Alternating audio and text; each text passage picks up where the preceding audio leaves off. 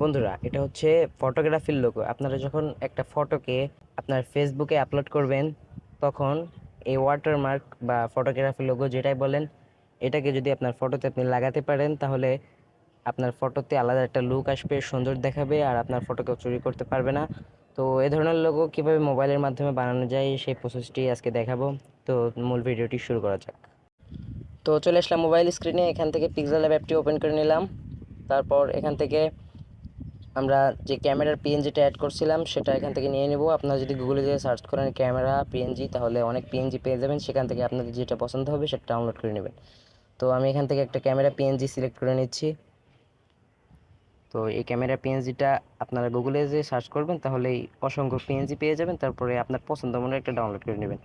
তো আমি সাপোজ এইটা নিয়ে নিলাম, আপনারা অন্য একটা নিয়ে নিতে পারেন, এটাও নিয়ে নিতে পারেন। তো এখান থেকে একটা লেখা অ্যাড করতে হবে। আপনার প্রথমে নামটা লিখবেন, তারপর ফটোগ্রাফি, ফটোগ্রাফার ইত্যাদি যা লিখতে চান সেটা লিখবেন। তো এখান থেকে সাপোজ আমি একটা নাম নিয়ে নিলাম, এখান থেকে লিখলাম ফাহিম। তো আপনারা যে কোনো নাম দিতে পারেন, আপনার নাম দিতে পারেন, অথবা আপনি যে লোগো বানিয়ে দিচ্ছেন তার নাম দিতে পারেন। তো এখান থেকে ফন্টে যাবেন, তারপর এখান থেকে যে ফন্টটা ব্যবহার করব এই লোগোর জন্য, সে ফন্টটার নাম হচ্ছে বকুল। তো আপনি বকুল ফন্টটা দিয়ে খুব সুন্দর করে করতে পারবেন, বকুল ফন্টটা অনেক সুন্দর দেখায়। তো এই যে দেখেন চলে এসেছে। তারপরে এখান থেকে প্যাডিং অপশনটা খুঁজে বের করবেন। প্যাডিং প্যাডিং লেফট একটু বাড়িয়ে দেবেন, রাইট একটু বাড়িয়ে দেবেন। তো তারপরে এখান থেকে রাইট চিহ্নতে ক্লিক করবেন। তারপরে এটাকে পজিশন মতো বসিয়ে নেবেন। এখান থেকে একটু ছোটো বড়ো করে ঠিকঠাক করে নেবেন। তারপরে এই লেখাটাকে কপি করবেন।